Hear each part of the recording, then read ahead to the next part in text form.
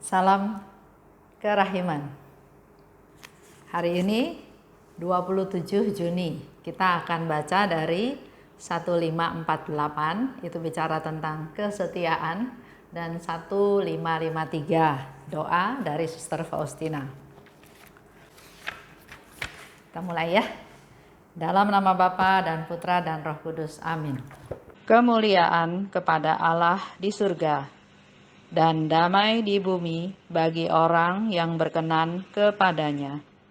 Kami memuji Dikau, kami meluhurkan Dikau, kami menyembah Dikau, kami memuliakan Dikau, kami bersyukur kepadamu karena kemuliaan-Mu yang besar. Ya Tuhan Allah, Raja Surgawi, Allah Bapa yang Maha Kuasa, ya Tuhan Yesus Kristus, Putra yang tunggal. Ya Tuhan Allah, Anak Domba Allah, Putra Bapa. Engkau yang menghapus dosa dunia, kasihanilah kami. Engkau yang menghapus dosa dunia, kabulkanlah doa kami. Engkau yang duduk di sisi Bapa, kasihanilah kami. Karena hanya Engkaulah kudus, hanya Engkaulah Tuhan, hanya Engkaulah Maha Tinggi, ya Yesus Kristus, bersama dengan Roh Kudus, dalam kemuliaan Allah Bapa. Amin. Dalam nama Bapa dan Putra dan Roh Kudus. Amin. 1548 30 Januari 1938. Rekoleksi 1 hari. Dalam meditasi, Tuhan memberitahukan kepadaku bahwa selama jantungku berdenyut dalam dadaku, aku harus selalu bekerja keras menyebarkan kerajaan Allah di bumi. Aku harus bertempur demi kemuliaan Penciptaku. Aku tahu bahwa aku akan dapat memberikan kepada Allah kemuliaan yang Ia harapkan dariku kalau aku setia bekerja sama dengan rahmat-Nya. Nomor 1553.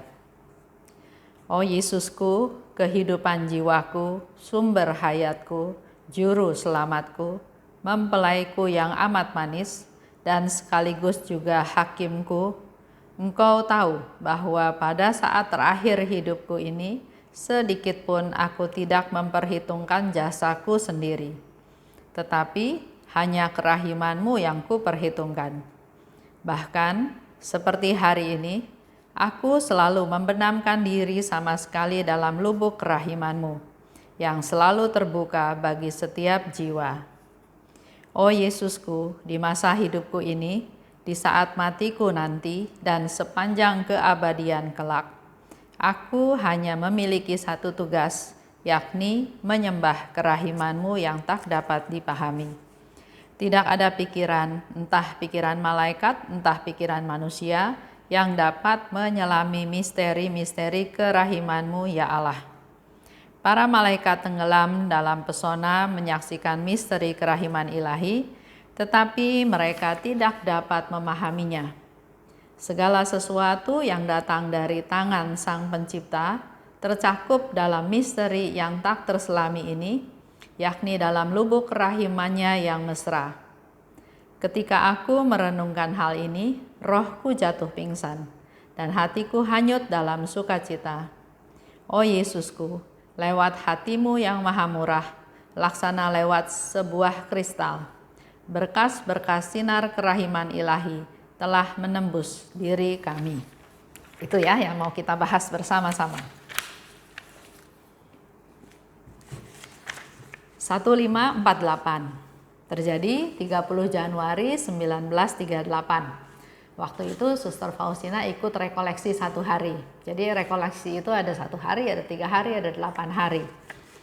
Dalam meditasi, Tuhan minta selama jantung berdenyut. Kalau kita perhatikan yang lalu-lalu, itu adalah Suster Faustina yang bilang selama jantungku berdenyut. Ya, tapi kalau di sini jelas-jelas di dalam meditasi Tuhan memberitahukan kepadaku bahwa selama jantungku berdenyut dalam dadaku, aku harus bekerja keras. Jadi selama jantung berdenyut, aku harus bekerja keras. Itu yang diminta oleh Tuhan. Apa kerja kerasnya? Yaitu menyebarkan kerajaan Allah di bumi. Aku harus bertempur demi kemuliaan Tuhan. Di bacaan yang lalu juga dikatakan oleh Suster Faustina, hidupku ini adalah suatu pertempuran. Bangun pagi, pertempuran yang satu belum selesai, ada lagi pertempuran yang lain, dan sore hari ditutup dengan juga pertempuran. Begitu pula sebetulnya dengan hidup kita. Kita juga Tuhan minta untuk bertempur dengan situasi yang ada, dengan masalah yang ada, dengan problem yang timbul, baik disebabkan oleh kita sendiri maupun oleh orang lain, tapi berdampak pada kita.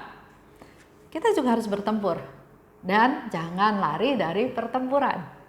Karena Tuhan juga janji, engkau yang bertempur dengan setia maka akan memperoleh kemenangan. Contoh ya, dulu saya pernah kerja di satu perusahaan. Kerjanya enak, juga berhubungan dengan bos, dipercaya juga oleh bos. Nah, ternyata bos ini punya bos lagi, bos yang lebih besar. Nah, bos yang lebih besar ini punya sifat yang agak-agak.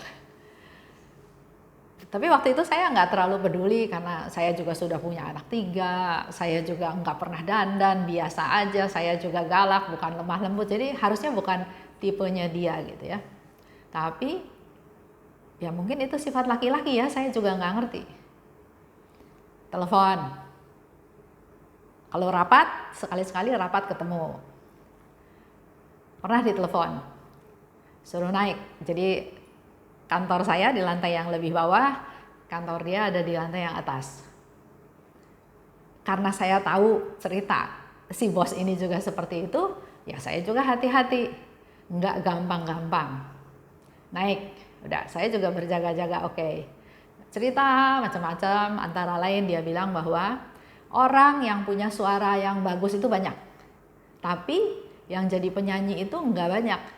Karena apa? Karena nggak ada yang sediakan panggung buat dia nyanyi. Masuk akal juga menurut saya ya. Memang suara boleh bagus, tapi kalau nggak ada panggungnya, kita nggak nyanyi, orang nggak tahu suara kita bagus. Oke.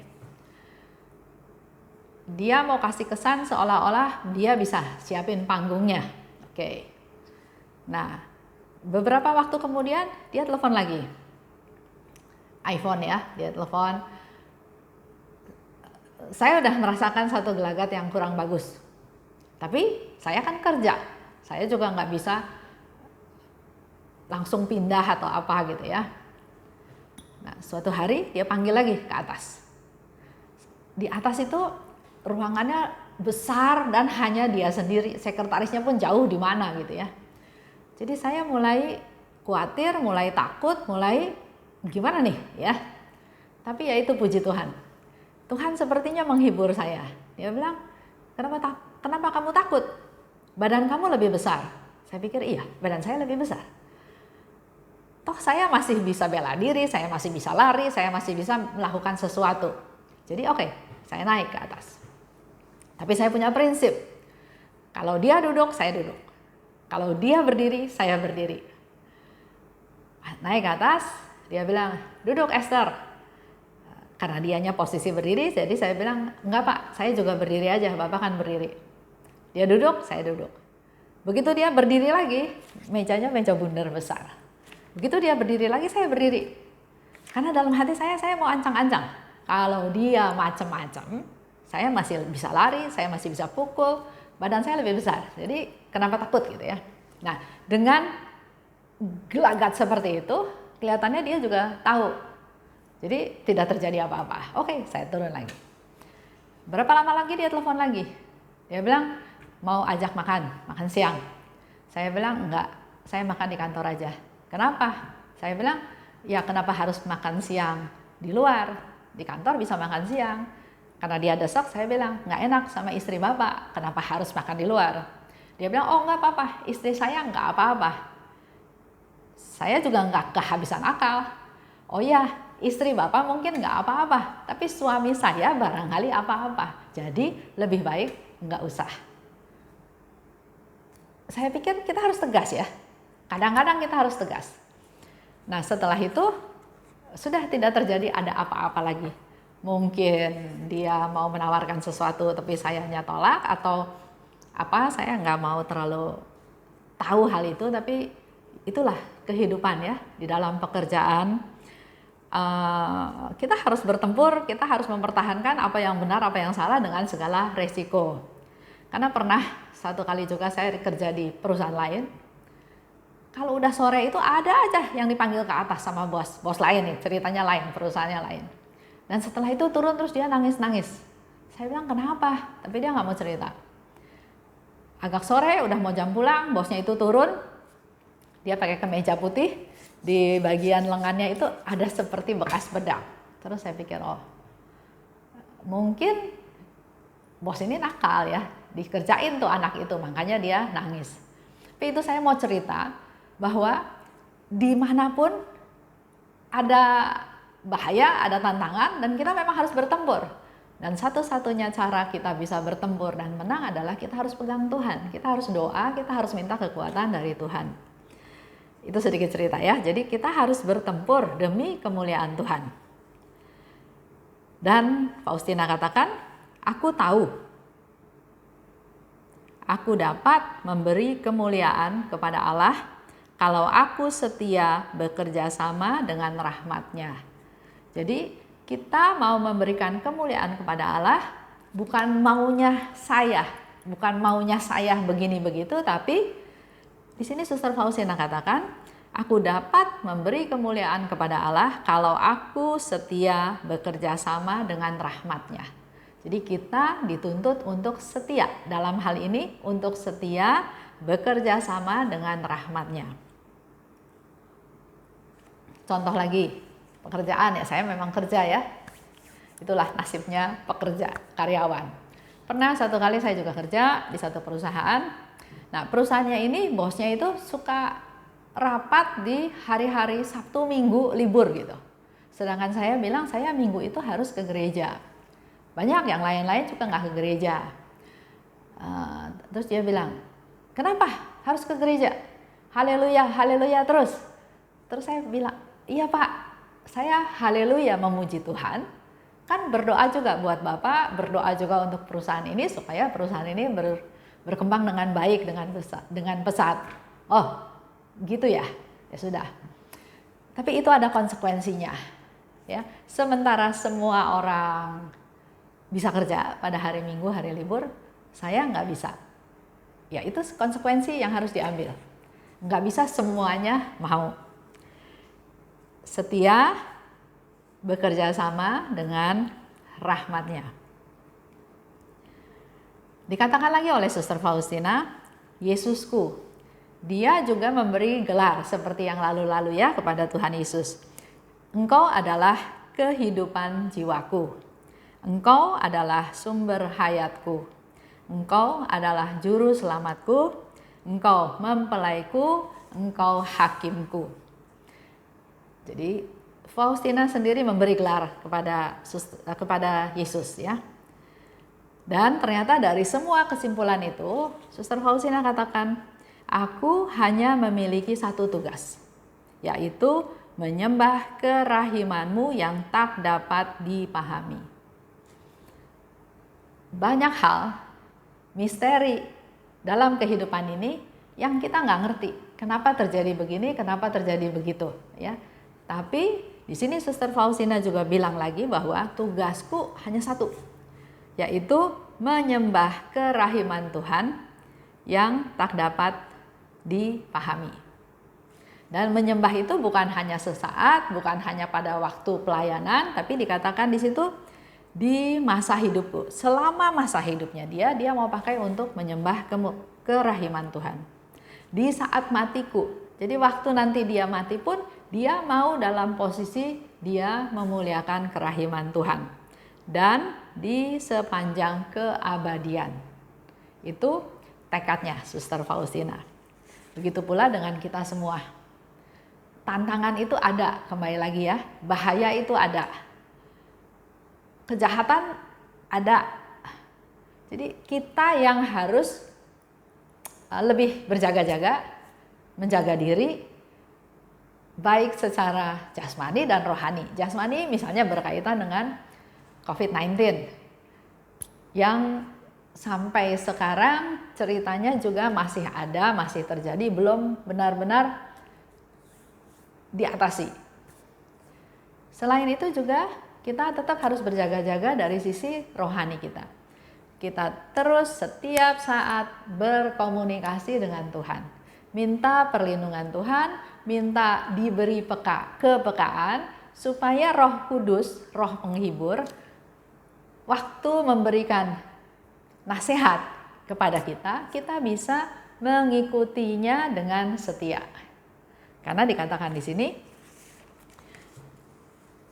diminta kesetiaan, ya. Aku dapat memberi kemuliaan kepada Allah. Kita semua bisa memberi kemuliaan kepada Allah kalau aku setia bekerja sama dengan rahmat-Nya. Kalau Tuhan kasih kita rahmat, Tuhan kasih Roh Kudus memberikan inspirasi batin kepada kita, kita lakukan. Kita setia kepada rahmat-Nya, maka kita akan dapat memuliakan Allah. Itu aja ceritanya tentang tanggal 27 Juni ini. Kita tutup dengan doa ya. Dalam nama Bapa dan Putra dan Roh Kudus, amin. Allah Bapa yang Maha Baik, terima kasih Bapa atas rahmat-Mu. Kami juga mau belajar dari Suster Faustina, di mana tugasnya hanya satu, yaitu memuliakan kerahiman-Mu.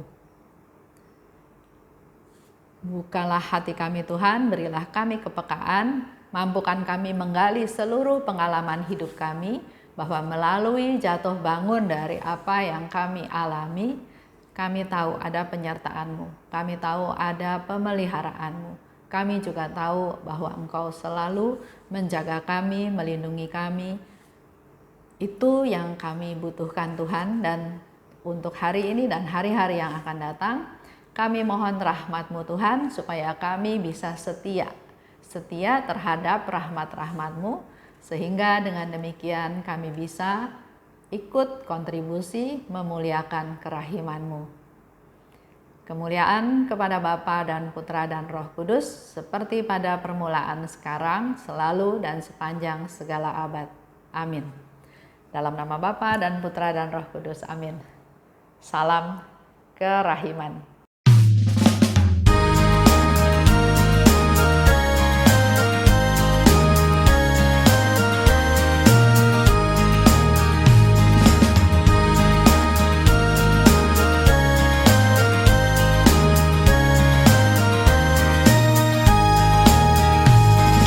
Berbahagialah jiwa yang menyerukan kerahiman Tuhan.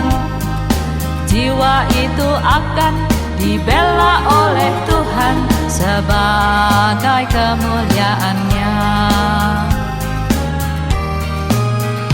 Pujilah kerahiman Tuhan dengan mengandalkan kerahiman-Nya. Itu pujilah kerahiman Tuhan sepanjang hidupmu. Pujilah kerahiman Tuhan dengan mengandalkan kerahiman-Nya. Itu pujilah kerahiman Tuhan sepanjang hidupmu.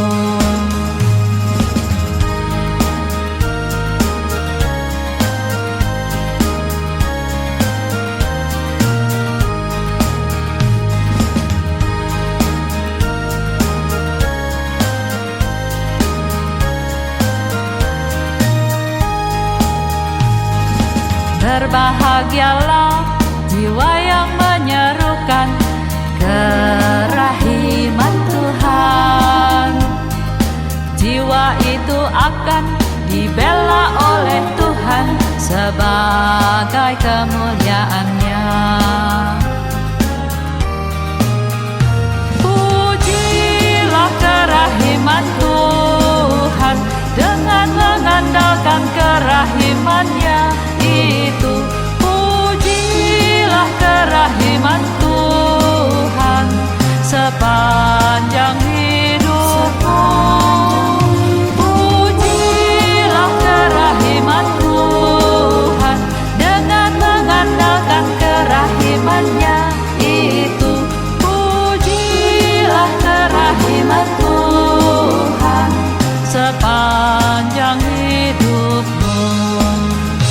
Pujilah kerahiman Tuhan dengan mengandalkan kerahiman-Nya itu. Pujilah kerahiman Tuhan sepanjang hidupmu. Pujilah kerahiman Tuhan dengan mengandalkan kerahiman-Nya itu. Pujilah kerahiman Tuhan sepanjang hidupmu, sepanjang hidup.